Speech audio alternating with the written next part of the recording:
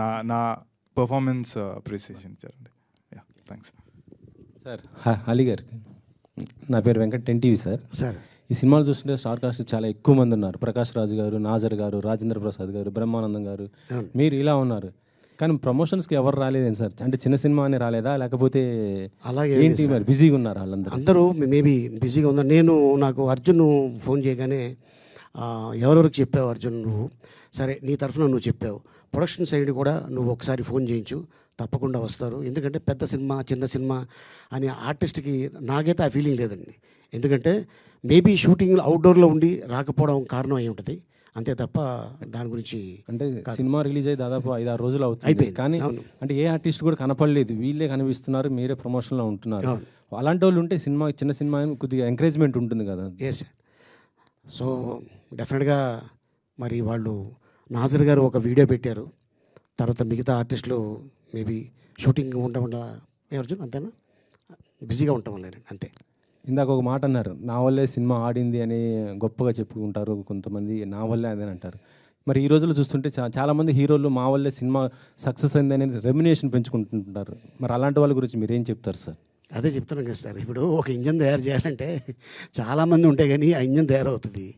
So అలాగా ఎవరు కూడా స్టేట్మెంట్ ఇవ్వరే, అలాగా తెలుగు ఇండస్ట్రీలో ఎవరు కూడా అలా స్టేట్మెంట్ ఎవరు కూడా స్టేట్మెంట్ ఎందుకంటే చెప్తానండి, ఇంతమంది ఆర్టిస్టులు ఉంటే, ఇంతమంది టెక్నీషియన్ ఉంటేనే, 20 క్రాస్ ఉంటేనే ఒక సినిమా నడుస్తుంది, అంతే తప్ప ఏ హీరో కూడా ఎప్పుడు కూడా అలా చెప్పుకోరు. కానీ నిర్మాత దగ్గర డిమాండ్ అయితే చేస్తారు కదా, ఓటీటీ నా సినిమా నా వస్తుంది, శాటిలైట్ నా వల్లే పెరుగుతుంది, థియేటర్స్ ఎక్కువ నా వల్లే, ఓపెనింగ్ కూడా మా వల్ల వస్తాయనేసి అంటున్న పరిస్థితి ఉంది ఈ రోజులలో. అంటే ఈ క్వశ్చన్ నన్ను అడగకుండా మీరు అడిగితే బాగుంటుందేమో. కంపల్సరీ వాళ్ళని కూడా అడుగుతాం, కాకపోతే ఇప్పుడు మీరు చెప్పారు కాబట్టి మీ ద్వారా అయినా వాళ్ళకి కన్వే అవుతుందని డెఫినెట్గా. ఎందుకంటే ఒక గొప్ప వ్యక్తి అయ్యామంటే దాని వెనకాల ఎంతో కష్టం ఉంటే కానీ అవరు, అంతే. సో నేను చెప్పేది, సో అందులో నేను కూడా ఒక పార్ట్ అనుకోవడం అంతే నాకు తెలిసి.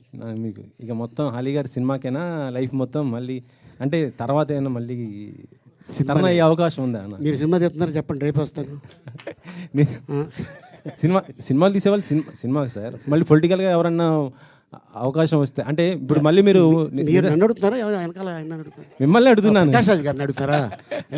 మిమ్మల్ని అడుగుతున్నాను సార్. ఒకవేళ మళ్ళీ మీరు పవన్ కళ్యాణ్ గారి దగ్గర తీస్తే వెళ్తారా? అవకాశం ఉంటే, అంటే మీరు రాజకీయంగా కాకపోయినా సినిమాలో ఆయనతో చేయాలనుకుని అలా చేస్తున్న సందర్భంలో. సార్ ఎందుకు చేయదు సార్, మేము ఉన్నదే దానికోసం, డెఫినెట్గా